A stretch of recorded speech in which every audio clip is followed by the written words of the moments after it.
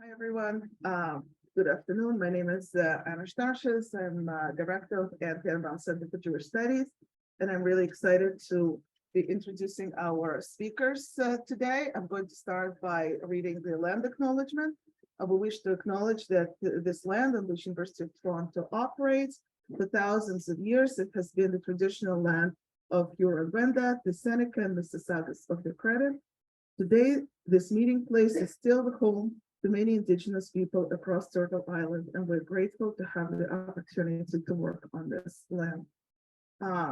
Today's event is a day before the International Holocaust Memorial Day, and I'm very excited that we have such a distinguished panel of in-house experts to be talking about issues that are still on our minds today. And I think it's actually especially exciting when Professor Bergen came up with this idea to invite Professor Troper to talk to us about this book, known as to many, about how inspiring and exciting it is to author a book from which we still learn all these decades later. It still inspires new research and remains relevant. I have to say, I don't know too many colleagues who are able to write a book like that. So I'm in awe, and we're honored that we can learn from you in this intimate environment, and I'm very excited about that. And I know you are too, so I'm going to keep my remarks very brief. I'll just introduce to you our panelists. So Professor Doris Bergen will moderate the panel. Professor Bergen holds the position of history professor and Chancellor Rosen Wolf chair in Holocaust studies at the history department. Her research focuses on history of the Holocaust, but specifically on religion, gender, and ethnicity during the Holocaust and World War II, and comparative examples of cases of extreme violence. I will not reading. Professor Bergen specifically asked me not to read the whole bio, so I will only do a little bit and tell you about her books, Twisted Cross, the German Christian Movement in the Third Reich, War and Genocide, our students' favorite, right? War and Genocide, A Concise History of the Holocaust. And she just sent the proofs of her new book, and I read it, and I can tell you, you must look forward to that, called Between God and Hitler, Military Chaplains in Nazi Germany.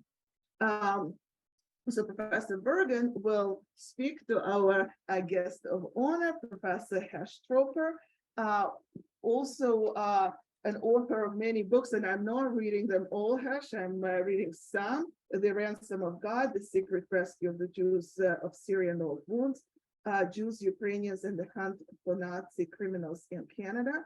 Hesh has just retired 5 seconds ago, right, from the teaching position at OIC when he was teaching Canadian studies, and he's a specialist on Canadian social history, immigration, education, ethnic minority groups, American history, and history of education.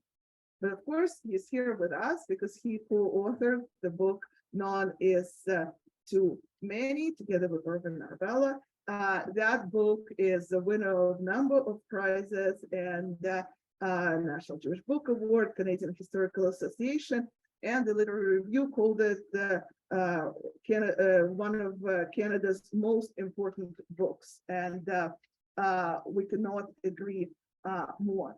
And just one thing that I will say about this book is I was reading the preface to it, and I was going through pages a little bit, and it struck me with the sentiment that is expressed in all advertising materials for the book, is that it disrupts this idea that Canada is a welcoming country and has always been a welcoming country.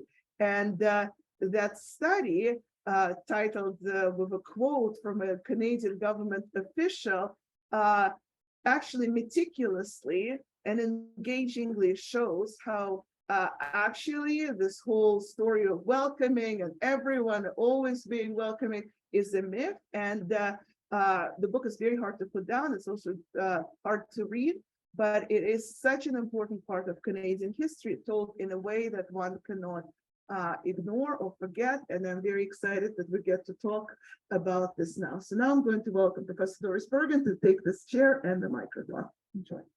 Thank you so much, Anna, and thank you, Hesh, for agreeing to do this event. I'm so happy that we're here marking International Holocaust Remembrance Day with an event that takes the title of Hesh Troper and Irving Abella's book, None is Too Many, Canada and the Jews of Europe, 1933 to 1948. And with our kind of framing of the event, we tried to bring this title into the present, right? So the subtitle that we added is Canada, Jews and Refugees from the Era of the Holocaust to the Present. And it just seems to me that maybe one of the most powerful forms of remembrance is precisely when remembrance comes into the present from the past, the recognition that these issues, the issues you deal with in your book, they're not from far away and long ago, but they're from here and from now. I also want to add some word of thanks. We had a slide with, but so important to acknowledge some of the people who really helped make this event possible. And I just wanted to name Eli Yani, Elizabeth Abraham, who made the beautiful poster, Ethan Tocco, who's here with us, Imani Brown, who designed the PowerPoint you saw on the loop, Natalie Fingerhoot, who's there making sure we have books to purchase from University of Toronto Press, and also special thanks to Paula Draper for helping spread the word, and to work study students from the Center for Jewish Studies as well. I want to acknowledge also two people who aren't in the room today, neither here physically nor in the Zoom room. And of course, I'm thinking of your co-author, Irving Abella, who died in July 2022. You saw his picture on the slides, and certainly he's very present in the book and on the cover. I also want to mention Michael Maris, who died on December 23rd. So just over a month ago. Michael, of course, was the inaugural Chancellor Rose and Ray Wolf Professor of Holocaust Studies, and he's acknowledged in your book too. And this is the first event, Wolf Chair event, without Michael Maris. And I have to say, I'm like looking around, expecting his, kind of eager presence with questions and commentary. So yeah, both Irving Abella and Michael Maris, they are very much part of the story of this book, and more broadly of Holocaust remembrance and studies in Canada. So I was thinking when we were organizing this event that we have people in the audience who are very, very familiar with this book, None is Too Many. But we also have some people who perhaps have not read it or never heard of it beyond the title, I'm not sure. So I wanted to just frame the event by reading the first two paragraphs of the book, and maybe, they give you a sense of what None is Too Many is like, and exactly the importance that Professor Shternshis pointed to. So with your permission, I'll start out. A quote. To the condemned Jews of Auschwitz, Canada had a special meaning. It was the name given to the camp barracks, where the food, clothes, gold, diamonds, jewelry, and other goods taken from prisoners were stored. It represented life, luxury, and salvation. It was a Garden of Eden in hell. It was also unreachable. In effect, the barracks at Auschwitz symbolized what Canada was to all the Jews of Europe throughout the 1930s and 40s, a paradise, enormous, wealthy, overflowing, and full of life, but out of bounds, a haven totally inaccessible. Why Canada was closed to the Jews of Europe is the subject of this book. It is a story summed up best in the words of an anonymous senior Canadian official who, in the midst of a rambling, off-the-record discussion with journalists in early 1945, was asked how many Jews would be allowed into Canada after the war. His response, though spontaneous, seems to reflect the prevailing view of a substantial number of his fellow citizens. None, he said. is too many. So that is the opening of an amazing book. And I wanted to ask, to start our conversation, if you could take us back 40 years, 1982, Toronto, when your book first came out. When did it begin to dawn on you that you and Irving Abella had produced something truly extraordinary? It's an interesting question. There's something I wrote for the epilogue. This book has been reprinted a number of times. I don't think of it as different editions, just reprintings. But anyway, the day the book was released, officially released, I got the first notion that this book was not going to just disappear to the remainder counters at some bookstore within a couple of months, which is the general, all too common experience of people who write books in Canada. The morning that the morning of the release of the book, an advance copy of the book had been sent by my publisher, Malcolm Lester, who also passed away last year,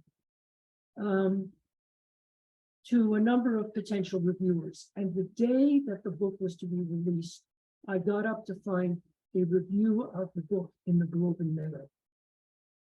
And it was a starkly positive review. The publisher had organized to have a book launch that evening at a bookstore, Edwards Bookstore, which used to be on Queen Street near Spadina. And I thought, you know, the usual crowd of a few of my friends and maybe some of my family and the same for Irving.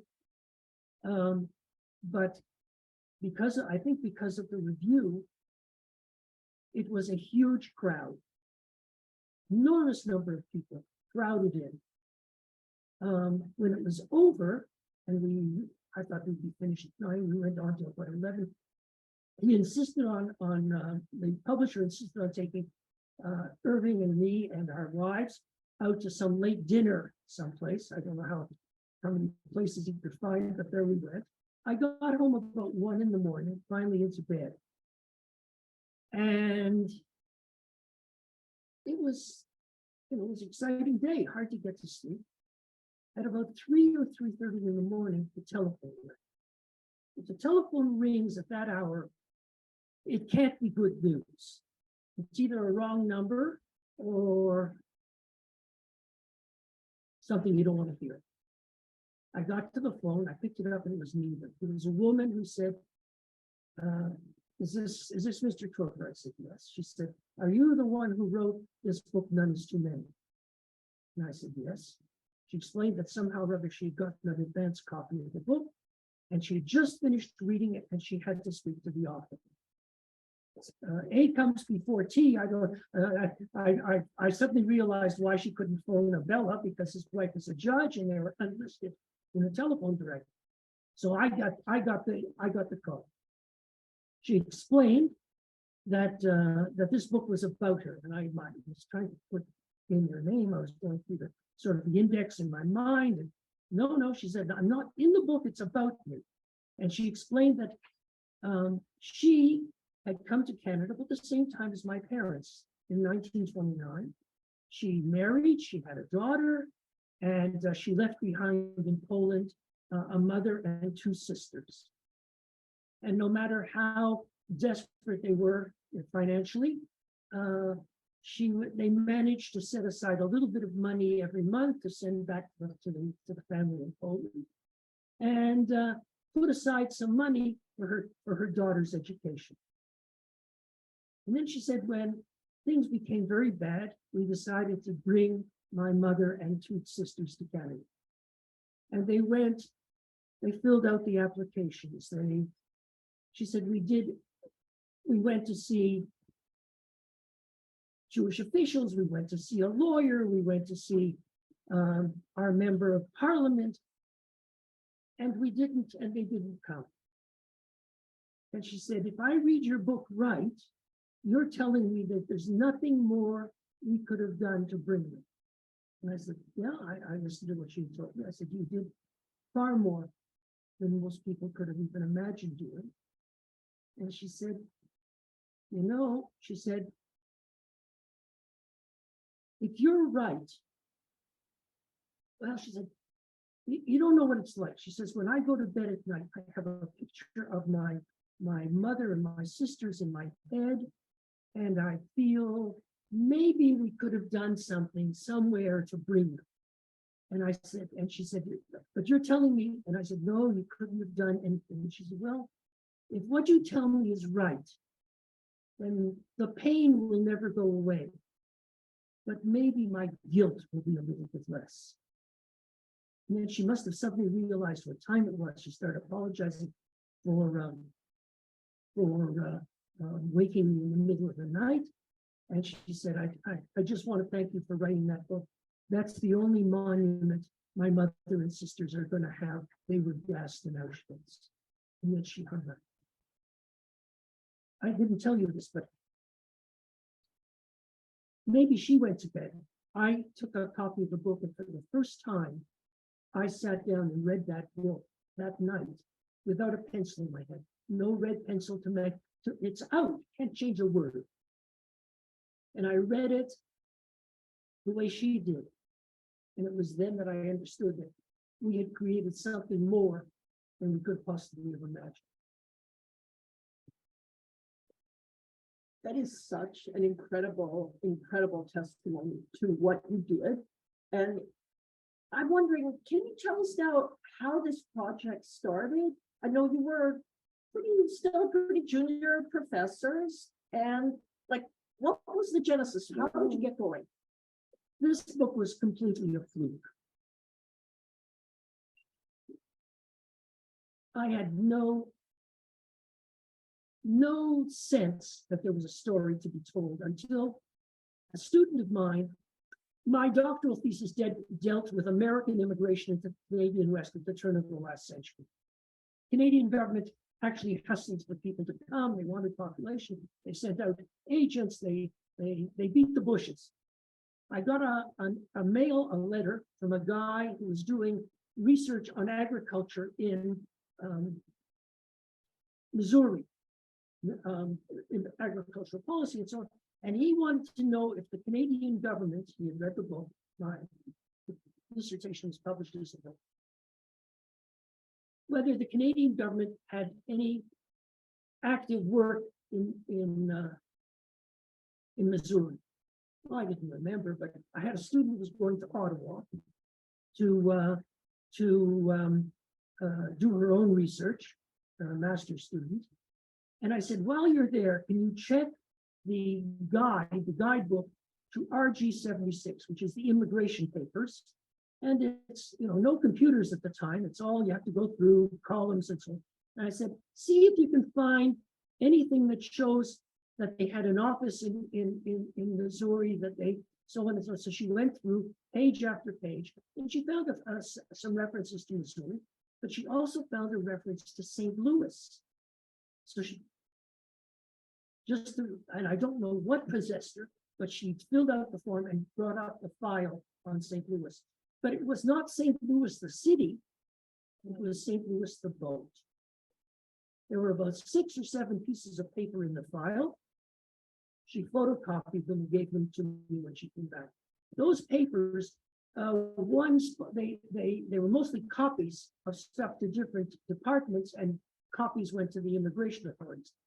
There was a discussion about a petition that had come from well-meaning and concerned Canadian citizens, largely non-Jewish, asking the government to show leniency to the people on the St. Louis and allow them into Canada. There was a report from External Affairs, a copy of a report from External Affairs that went to the Prime Minister. He was traveling in the United States with the royal family that was visiting Canada at that time. And it was how to answer media questions that might happen in the United States to why Canada, this vast country with low population, isn't taking in the St. Louis. The St. Louis was a front page stuff all over North America. And a few other bits and pieces, including a piece from the Canadian Navy about, if I remember correctly, their ability to keep this ship out of Canadian territorial waters should it go north from Cuba. And the Americans were terrified that this boat was going to ground itself. It was going to ground itself on or enter American territorial waters and so on. Or there was also a discussion even in the press that there would be a mass suicide on the ship. So the Canadian government was how to seek cover. Anyway, I got those pieces of paper sat on my desk. And I thought about it, I said, you know, there's probably an interesting story to be told about Canadian response to the refugees or to the Nazis or to whatever and the Jews in that pre-war period. But I had done virtually all of my work on immigration and so on in an earlier period.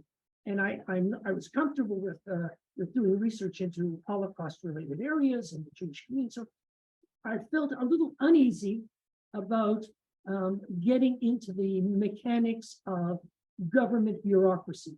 Who were the deputy ministers, who had power, how did it work? Abella had worked in this area in terms of labor history, and it suggested that I might call him and ask him whether he would help.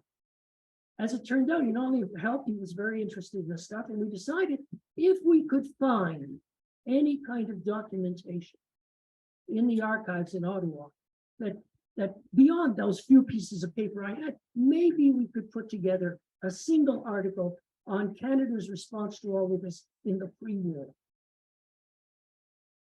And that's how it began. We went up to Ottawa. I was sitting on a federal government advisory committee. He had reason to be in Ottawa. We went up together, spent 3 or 4 days. And instead of struggling to find stuff, once you unlock the key, there was enormous amounts of material. And of course, that was supplemented very quickly by stuff in the private sector, by private agencies, and so on. So if you look, there's a huge collection of materials that we looked at. But it all began because of a file on the St. Louis that was not the city, but was the boat. So amazing. And can you also tell a little bit about the practical part of the research? Like, I noticed you conducted a lot of interviews, first of all, like how did you find those people and so on? Oh, And then a little bit about the funding. Like, this is a very ambitious, turned into a very ambitious project. And then maybe about your process working together. Like, give us some of those nuts and bolts. okay. What was the first part? Start with the interviews Oh, or the funding. Maybe the funding is. the funding. Well, what happened was let me first say, we actually wrote a draft. We did all this work.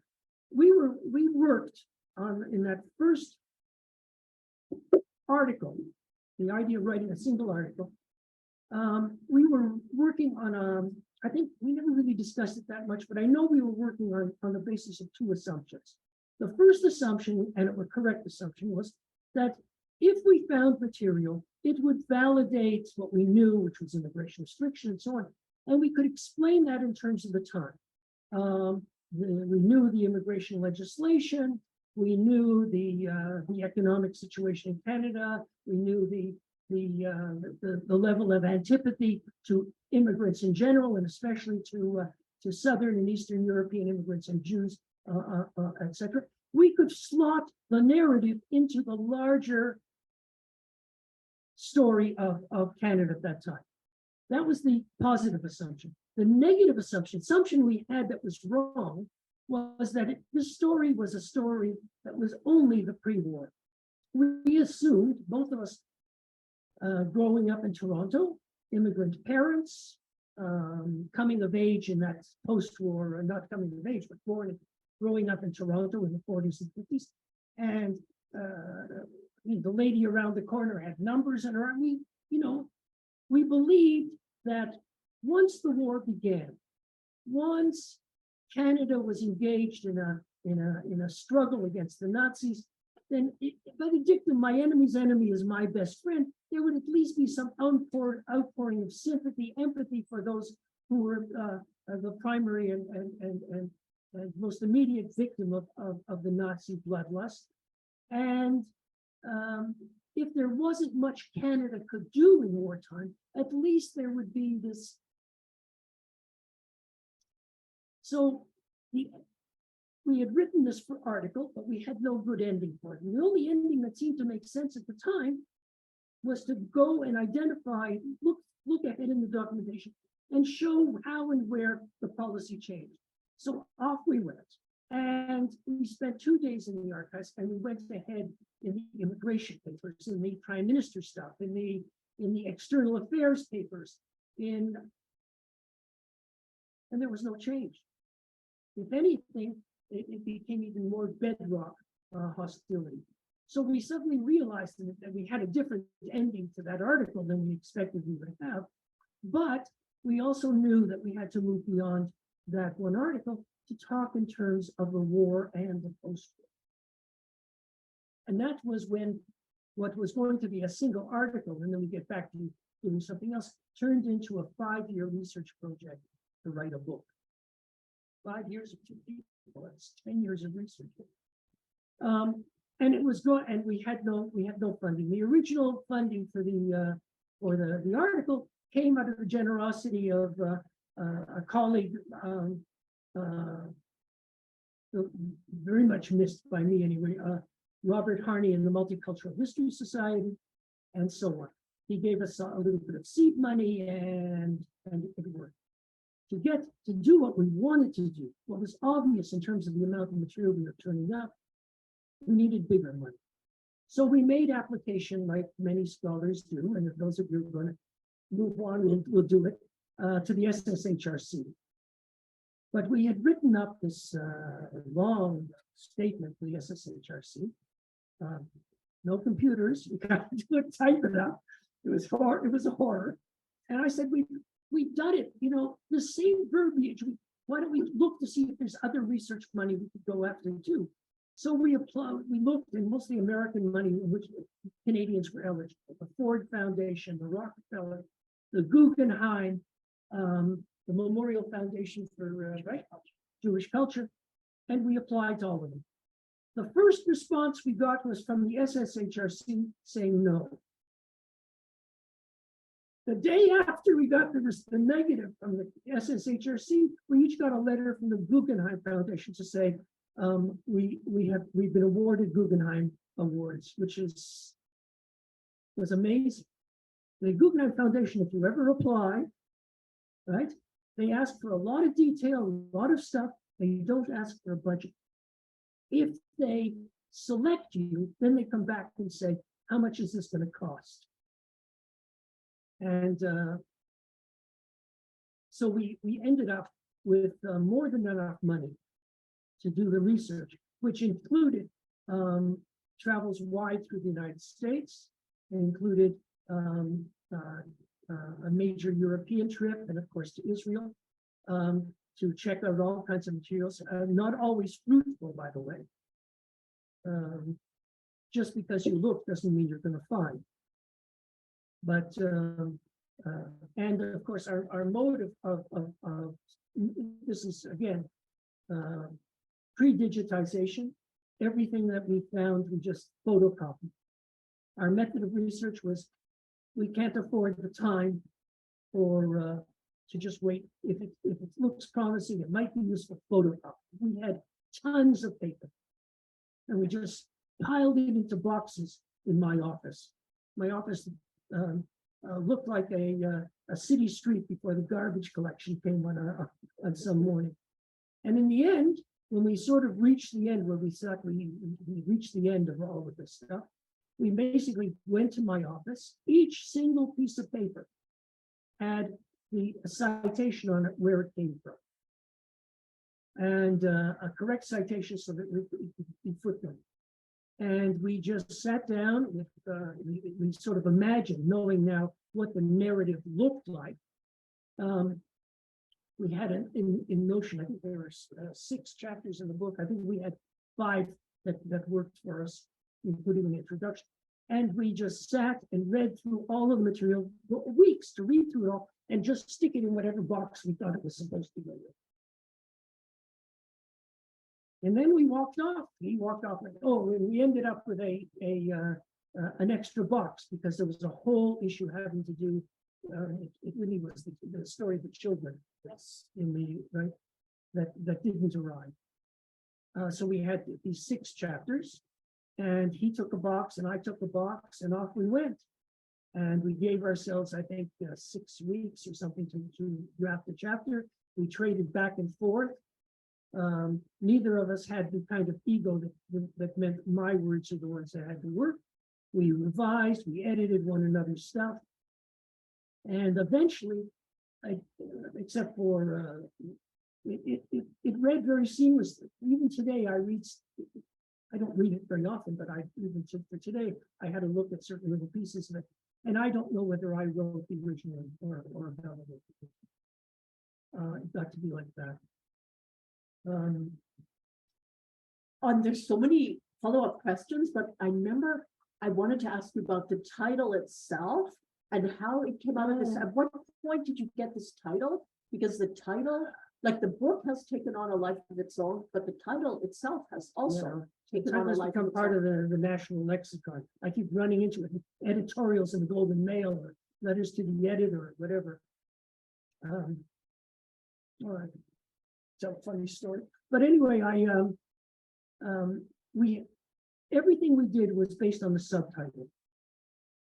And we had a terrible time finding a publisher. When we had a manuscript that we thought this worked for us, we sent it out one after another to a number of publishers, and we kept getting back, it's interesting, it's well written, but it's not for us, or it's too much of a downer, it's too negative. It's one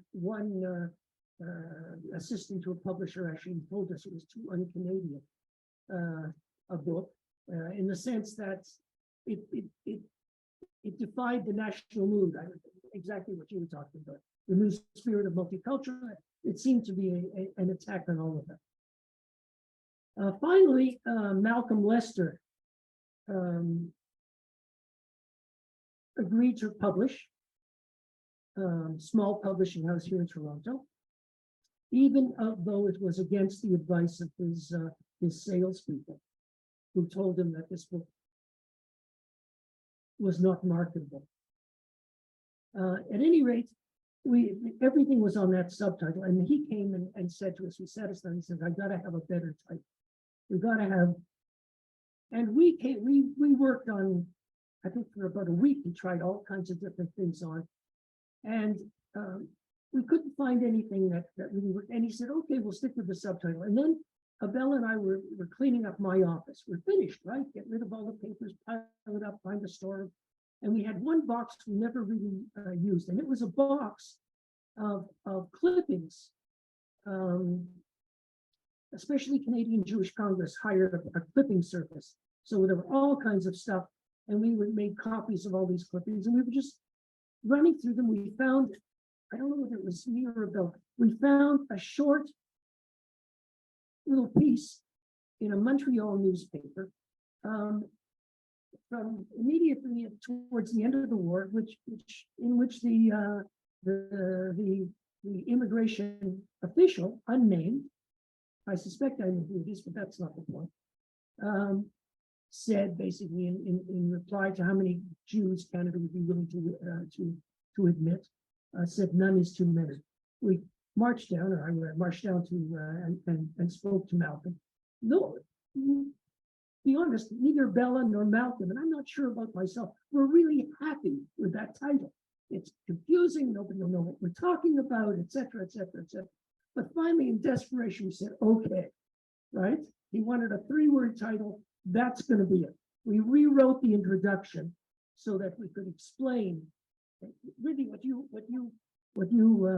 we added those couple of paragraphs, and then the book exploded. nothing that, I mean, it was not something that nobody was more surprised that the book had a life beyond the authors, and it took on that life than the authors themselves. We didn't see it coming. Neither did the publisher. And what about, would you say the title is better known than your own name? Is that bad to ask? Yeah, I know it's tomorrow was International Holocaust Remembrance. I got to tell a story though, that having to do with the title. When the book was first published, Bella and I, and it's still here I am, we were any number of times invited to give talks to Jewish groups, to non-Jewish groups, to all of a sudden we were in demand. And I wrote up a talk. It didn't matter what somebody titled the talk. I adapted the first paragraph and the last paragraph, but basically the talk was the talk, right? And I was invited to Winnipeg to give a talk at a synagogue in Winnipeg. And I got there, and there was a long, very positive, very effusive, very flowery introduction to me and to the book. And then I started my talk, and as often happens, people sort of wander in after the talk has begun. And you notice them coming in and sitting down. And I noticed one man, because he was really searching around for a place to sit. I finished my talk. They had a mic on the floor so people could come up and ask questions. He got in line. I think he was number 2 or number 3 in line. One of the first questions that was asked me was a question it's a curve. Even now I have trouble answering when it comes up, which is, she asked, "You've told us all a lot about anti-Semitism in the 1930s and 40s. What about anti-Semitism today?" Right? And I struggled with that. I mean, I'm not sure how to do it. Anyway, I answered the question as best I could. I think I satisfied the woman who answered the question, but I obviously didn't satisfy the guy who came in late. He grabbed the microphone away from the person who was about to ask the next question. He looked up at me and said, "Mister, you don't know what you're talking about. If you want to know about anti-Semitism in Canada, you should read that book, None is Too Many."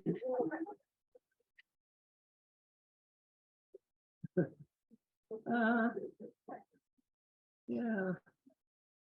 So the title itself had more meaning to many people than the and in some way I understand. I mean, it's that title spoke to his lived experience, his then current lived experience.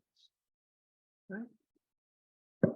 For him, time had stood still, and I think anyway, and past and present merged.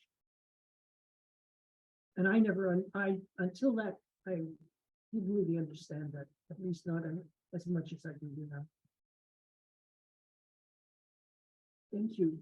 One of the amazing qualities of your book, which you've touched on, and others have mentioned too, in all the reviews, the book, it's really beautifully written. But I think the elegance of the writing style is only part of what's beautiful about the writing, because the book is so deeply human. And like I mentioned how you included interviews, but you also include many letters, photographs. You mentioned the children, photographs of children who didn't make it, letters from Jews who did come to Canada, and talk about trying to help their family members. And I wanted to just draw attention to the chapter that's about the Bermuda Conference of 1943. And that chapter opens with quite a detailed account of Khan Kahane, who and his wife and 4 children, all of them murdered in Auschwitz, but his brother in Canada had tried in so many ways to get them to come, to be able to come, and failed. And then the chapter ends with the kind of, like writing that I think really makes this book special. And I just want to read a couple sentences for our audience. Quote, "Like Evian, the Bermuda Conference, in failure, was a triumph for everyone concerned, save the person most affected, the hapless European Jew. For him, there would be no salvation, no rescue attempts, and no havens. His suffering might stir the free world, but not sufficiently. The Jew of Europe was in a world of his own, where conventional moral standards did not apply. The Nazi massacres would continue unabated. Thinking about that ability to integrate the individual accounts, the personal accounts, including interviews that you conducted with officials, and like policy at the national level, I wonder if you could talk a bit about your practice as a historian, some of the commitments, that led you to write the book in this way, I think quite atypical for historians. Gosh, I'm very flattered, but I think that is just how I write history. You have another one of my books, The Old Wounds, and it's written the same way. And I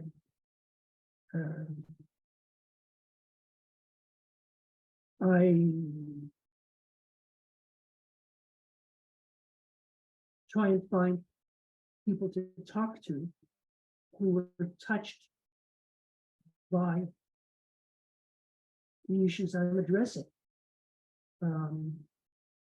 I try very hard to let the sources, including the people I speak to, speak for themselves.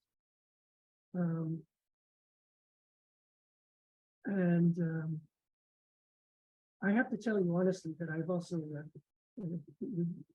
paid credit. I've had some very good teachers in all of that. And one of them, if you get a chance, read stuff that's written by Bob Harney, who really knew how to do exactly that. I worked on a book with him, and as much as we were colleagues, I was also his student learning how to write, and that was incredible. Learning how to show how policy decisions don't just float in the air, they actually touch and often burn people. In this case, quite literally. Is this the book with Bob Harney? This is a really interesting book. I'll hold it there for the audience because it also shows your interest in visual sources and use of photographs and so on. So one other sort of content question I wanted to ask you about is the number less than 5,000. It comes up a few times in your book, and you have a really powerful formulation at the beginning where you give the numbers of Jews who were able to get to the United States, to Palestine, to Bolivia, to China, to Australia. And they're in, 100-some thousand, 200-some thousand, 14,000, 25,000. Then there's Canada, less than 5,000. And you say, this is arguably the worst record, one of the worst records in the world.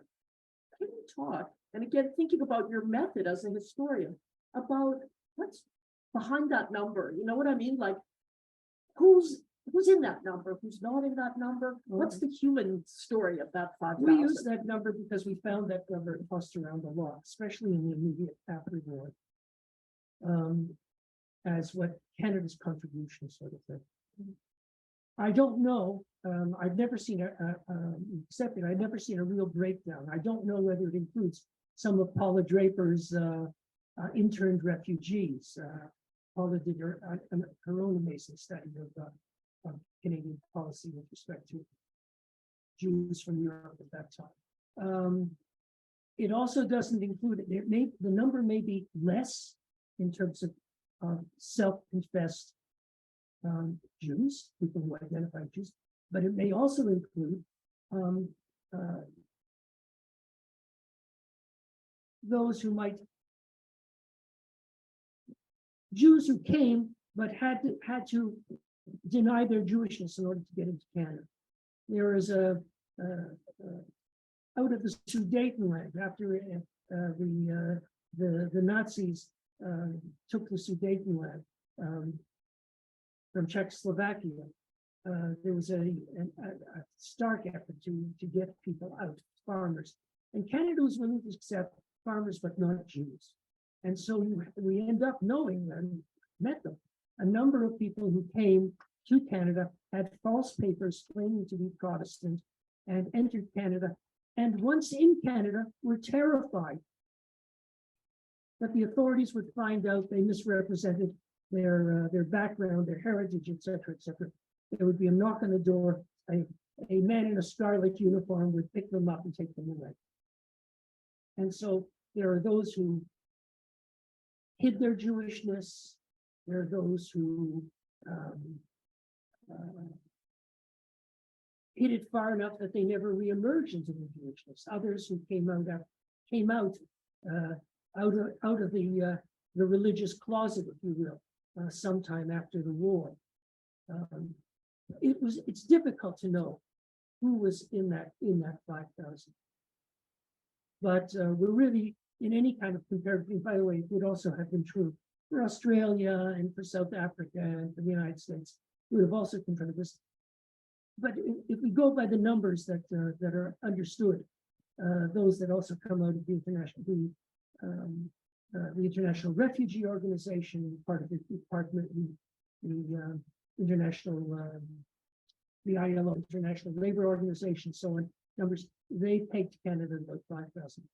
And I recall they're saying you think it's less. Could very well be, but it ain't more. Thinking about that question brings me to the impact of the book in a political way. Like you talked about the personal impact for people like the woman you spoke about, communal impact, impact on you personally.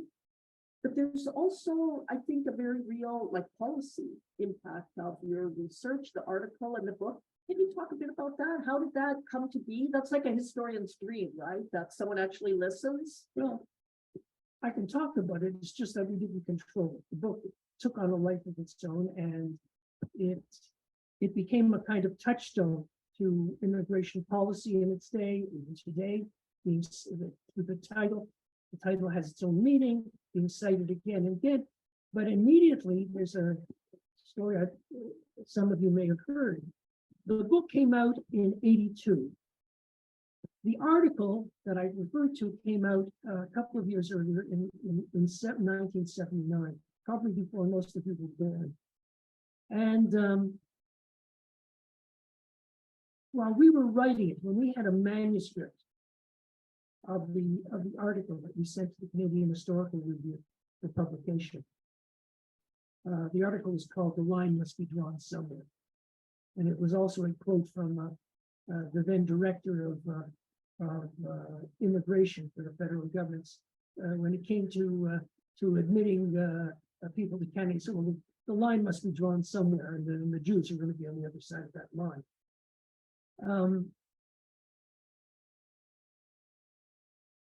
There was a real world that was happening besides us writing an article.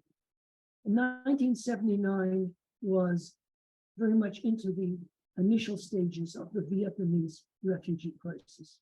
It was still while tens of thousands of Vietnamese, a lot of them ethnic Chinese, but Vietnamese, so traumatized for their lives and what their lives would be in Vietnam, that they cast off into the South China Seas in small rickety boats.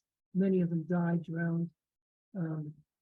Others found themselves, if they were lucky, found themselves in a refugee camp somewhere. And there was a lively debate emerging as to what Canada should do or could do. And we just took a copy of the manuscript, stuck it in an envelope, and sent it off to Ottawa to Ron Atke, who was then the Minister of Immigration, saying, we hope Canada will not be found wanting in this crisis the way it was in the one we write about. And it was gone. We found out a couple of years later that not the manuscript that we sent off, but the actual published article. It came out about, it was rushed through by the Canadian Historical Review. They jumped it and published it very quickly. The Minister of Immigration, Ron Atke, who was a sitting member for I think, Eglinton riding. Right? I ran into him. I was introduced to him. He said, "Oh, you're the guy," and told me the story. He said that he and his deputy, assistant deputy, were assigned to come up with some kind of a proposal to cabinet what to do in response to this growing refugee crisis and pressures pro and con in Canada to do something or do nothing. Right? There are those people who didn't want Canada to get involved, and some people who said we must act. He said that he and a small group went up to his cottage somewhere in Muskoka, and they were hammering out possibilities. He said the possibilities were anything from you making a huge contribution in cash to the International Refugee, one of the international refugee agencies, all the way through to Canada having a generous policy of refugee resettlement. And he said, we debated, finally I said, he said to me, I just needed a break. I decided to go sit on the dock of my cottage out in the lake, just on the end of the dock. And just as I was leaving, my deputy or assistant deputy, a guy named Mannion, gave me a copy of an article and said, you might want to read this. And he said, I went down, I sat down, I read it. And the phrase he used for me was, it stiffened my resolve to be bold. And he went back and he insisted that the policy program that he was going to present to cabinet as what Canada should do was, it ended up being the most generous of any Western receiving country. And Canada took in somewhere between 50,000 and 60,000 Vietnamese refugees in the a very, very proud moment in Canada's immigration and refugee past. And what he basically said, I don't know how many of you looked at the book. The phrase he used when he gave a talk about this one time is that he was not going to be the FC Blair of the boat people. He was not going to be the one to say no. I don't know what it was like when he presented his proposal to cabinet, but it went through in Canada. It was an amazing moment in Canadian history. I don't know how important in the long haul, whether he was massaging me or whether indeed the article really had some kind of an impact on him. But it's well beyond anything that a historian can expect when they write an article or a book. Yeah, quite extraordinary. Thinking about your own role, you kind of have answered what I want to ask, but maybe you could say a bit more. I know that you've been involved personally in many efforts to support refugees and different kind of initiatives. And I was wondering but you kind of told us, if your interest predated the book or if the book in some way moved you in that direction yourself. I don't know how to answer that. I do know that when just in that particular moment, when the Vietnamese refugee crisis exploded, a group here in Toronto called Operation Lifeline, organizing to receive and so on. And I, for the time between the publication of my article with Abella, and the time we left to do our research project, I became public relations director for Operation Lifeline, a few months. And I think I've continued one way or another, all the way down to today, being engaged and involved. Not as much as I should be, perhaps, but that's all of us are perhaps sorry for the things we never did. Since you touched on this question about anti-Semitism, I wanted to return to that theme as well, thinking about like the long-term impact and why the book has sort of held the interest of readers for so long. I was wondering, first of all, if you had sort of pushback along the way on, in some places you're quite subtle in talking about anti-Semitism. You use words like hostility and indifference. And in other places, the book is really direct, like the Ottawa official that you quote who said this was is a deeply anti-Semitic city. So I was wondering, first of all, to go push back about the kind of really direct discussion about anti-Semitism in Canada at the highest levels of government and also at the kind of everyday interactions.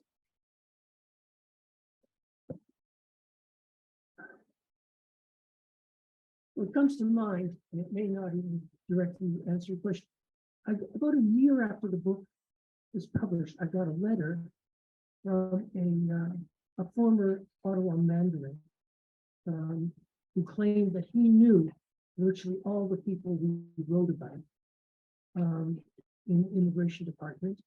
And he says he didn't, these are not the people he knew, and he can't believe it, and so on and so on. And I just wrote him back and I said, you're in Ottawa, you live in Ottawa, you're retired.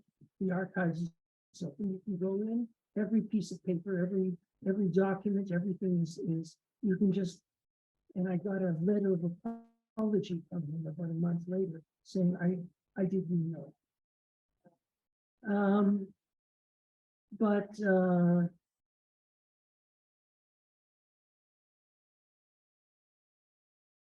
I think that we tried to understand, and I still do in a same strange way.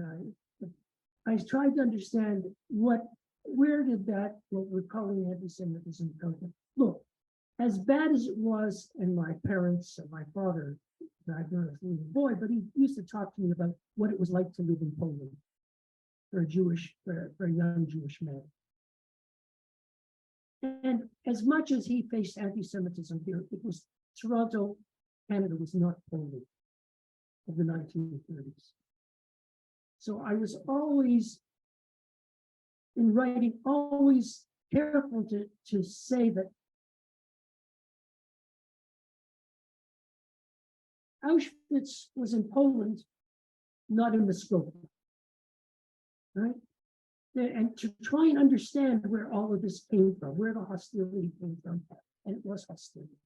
And often it came from people who'd never experienced or met a Jew.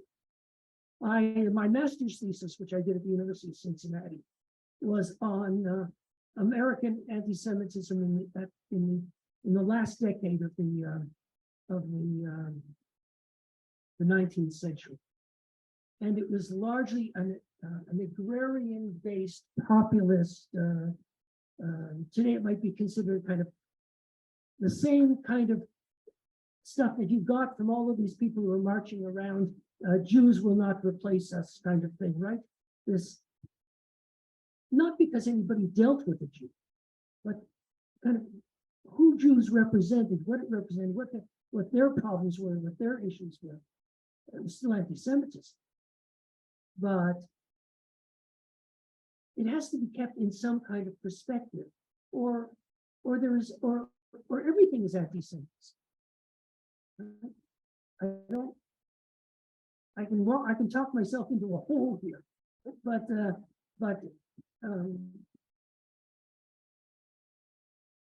there was a difference between the anti-Semitism that was felt by my parents and by those who did make it here, and those people who experienced Europe, and try to find a language or a way to explain or to express that level of difference. That's not always easy. And I think that's why we instinctively, I mean, it's not something you talk about, try to use a different level of discussion here.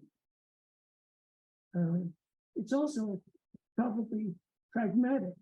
You can't just keep saying anti-Semitism, anti-Semitism, try to find another word that says the same thing. It's a really interesting point. I was looking at the index to see whether anti-Semitism appeared as an index word, and it does, Yes. but it's not on every page. You know, what about the long-term sustained interest in the book? I mean, you've really shown us, I think, why the book was so extraordinary in the time and the way it spoke to the time. But now it's 40 years later, and as we heard, and we saw all those book covers, and we know a new edition is coming with the University of Toronto Press as well, the Jewish Press. And just as you've been talking, I was thinking there's something really extraordinary about your book too, because it can both be taken as sort of, like you say, frozen in time, nothing ever changes. And it can also be taken as these were the bad old days, and now Canada's different. Like, which of those two readings do you think, or is it both? It is Accounts both. for the longevity. Even at the time when the book was published, I think that the book, it became listed as one of the 10 bestsellers in the country for almost a year. And the Maclean's bestseller list and so on. And I think the reason for that was what I talked about before, partly because of the fact that the book was not only a narrative story, an unfolding of what took place in the 30s and 40s, but it stood in stark relief against the sense of what Canada was at the time that the book was published. Remember, when in '82, this was in the middle of the resettlement of those Vietnamese refugees I was talking about. If the book was not only a terrible story of the legacy of anti-Semitism and anti-immigration sentiment of an earlier day, it was also a measure of, at least to many of the readers, of how much Canada had changed in that interim period. It said, that book said to Canada, to Canadians, and also Canadians, I think, that, and we didn't put it in there, but it's there, that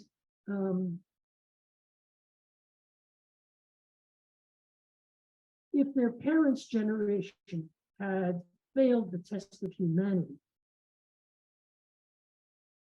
Canada was a different place and was admitting and taking in tens of thousands of refugees today. Canada was a different Canada. So the book was not only a story of the past, it was a measure of how much, I think, people saw of how much Canada changed. Now, that generosity of heart that is reflected in the Vietnamese story, which is a very heartening story. I wish somebody would do a good job on the writing about that era. That has not necessarily been sustained. Think of the Afghanis who are locked in Pakistan, the ones who worked with the Canadians and are still locked out. The world is awash in people for whom they don't know if there's going to be light the next day. And Canada minds its borders. At different times we respond one way, at different times we respond differently, we respond to different people. So that this continues to be an issue for Canadians, for many Canadians. And those who want Canada to show generosity of heart, and those who think this is not our business and we should keep our workers. The very same debate that was discussed in the book is alive today. And so the book still, I think, speaks to that issue. And again, that's why the title, not because we did anything, but because it touched something raw and continues to do so. Thank you. I have one last question, and I don't know how you want to answer it, but I was curious if there's any aspect of the book that you think maybe has been neglected or misunderstood, or that you wish people would pay attention to. Like, is there anything about the book that you think has kind of disappeared? Natalie's working for UT Press. I think she'd like to see people, the sales go up and not disappear. But no, through all of the reprintings of this, and it's been reprinted a number of times, and the history of the book is, history has its own history. Malcolm Lester, the original publisher, went out of business. He sold his list to another publisher. That publisher sold their list to another publisher, and it has finally ended up for all times with the UT Press. And at each of those reprintings with a different publisher who inherited the ownership of this text, they always came at me or at Abella and said, do you want to revise it? Do you want to add up? And we said, not over there. The book stands as it stands.